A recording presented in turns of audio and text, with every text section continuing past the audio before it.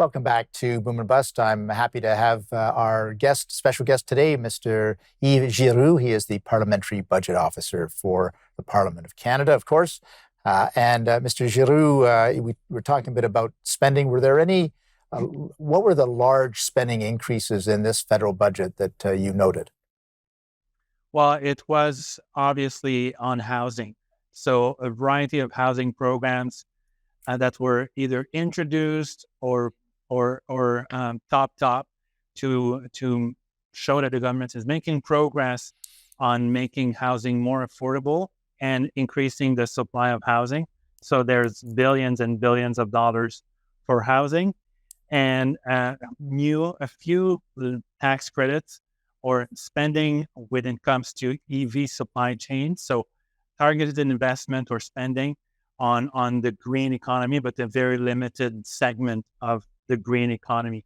So these were the main items, as well as a plethora of other smaller spending initiatives, notably to increase the quality or the availability of call agents at the CRA, anti-racism, and so on. So a slew of smaller programs, but they all add up when you do the total tally. Right. And indeed, I did want to talk to you about additional hirings in the federal public service.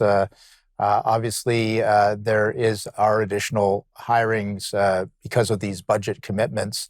And at the same time, that has been a trend line over the past 8 or 9 years. So do you have any thoughts on that? Yes, the government is committed in the budget, has committed to reducing the size of the public service by 5,000 over 4 years, which seems to be a very long period of time for such a small reduction. And that leads me to maybe believe that it will be very difficult to track that decrease, while at the same time, the government is introducing new spending that will require additional hiring.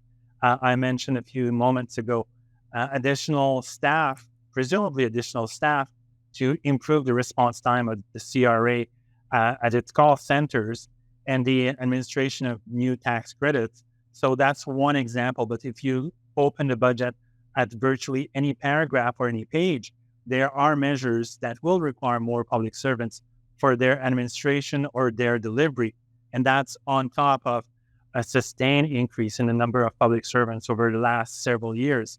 So that begs the question, is it really a serious commitment to reduce the size of the public service when we have seen a very sharp increase in the number of public servants, and the budget itself contains several measures that will require even more public servants? So it remains to be seen whether the government will indeed reduce the number of public servants. And that's also in addition to a couple of years of departmental plans, which suggest that the number of public servants will decrease next year.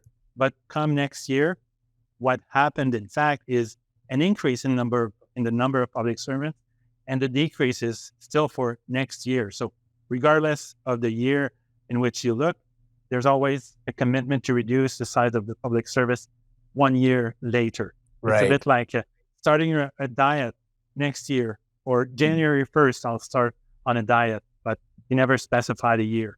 Right. And this has long-term consequences, of course, on the fiscal picture, right? Yes, because the average cost of a public servant cost in terms of salary and benefits is about $127,000. So every 10 public servants that you add to the payroll is $1.25 million. So multiply that by thousands and thousands, and you're easily talking billions of dollars in additional spending, recurring spending. Are there any other areas where additional spending you noticed and is important? Well, there's quite a few areas. So and we could probably go into all the gory details, but I'm sure the viewers are not interested in all that level of detail. No, fair enough. And indeed, I do want to get into some specific areas of spending as well, and also taxation. Obviously, the one area where there was a lot of public scrutiny was on the inclusion rate for the capital gains tax. Maybe you want to comment on that, but there might be other tax proposals that you noted or will be noting in future reports.